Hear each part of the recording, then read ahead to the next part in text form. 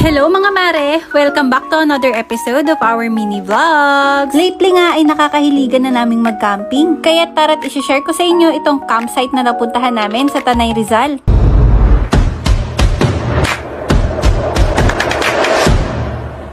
So, ito na nga mga mare.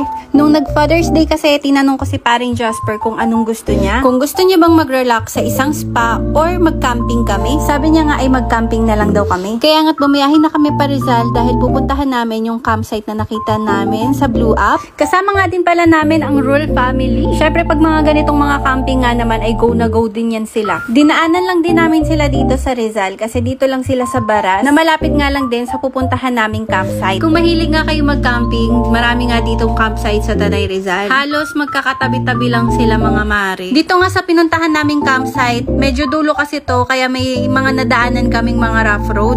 Pero kayang-kaya naman siyang puntahan at worth it naman pagdating nyo doon mga mare. Dito nga yan sa Pika Haven Farm dito sa Tanay Rizal. Ang pinaka nagustuhan nga namin sa campsite na to bukod sa ang ganda ng ambience niya, na perfect talaga kung gusto mong mag-relax. May swimming pool din at napagkaraming coconut tree. Kaya nga kahit tirik na tirik yung araw sa tanghaling tapat ay hindi mo naman masyadong mararamdaman yung init. Kayo ba mga mare, mahilig din ba kayong mag-camping? Kung oo, i-share nyo naman kung saan yung pinakamagandang campsite na napuntahan nyo. Napapadalas na din kasi yung cravings namin sa pagka-camping. Sobrang nakaka-relax naman din kasi talaga at nakaka-recharge ng nature therapy. And every time nga na nagka-camping kami, dun lang din namin nare-realize yung mga kulang namin na gamit pag nagka-camping kami. Pero actually, medyo nag-upgrade na rin kami kasi yung mga tent namin dati ay yung mga pang 2 to 3 packs lang, tapos maliliit lang talaga. And dati, wala rin kaming mga camping chair and camping tables. Tulad nga ng sinasabi nila, malayo pa pero malayo na. And nakakatuwa lang din kasi dati hindi naman namin nasasama yung mga kids eh. Dati, palagala talaga kami pero puro rides lang kami. Kumbaga kaming dalawa lang lagi and iwan lang talaga lagi si Supyang. Nung gabi naman, nag-ikot-ikot din kami sa paligid.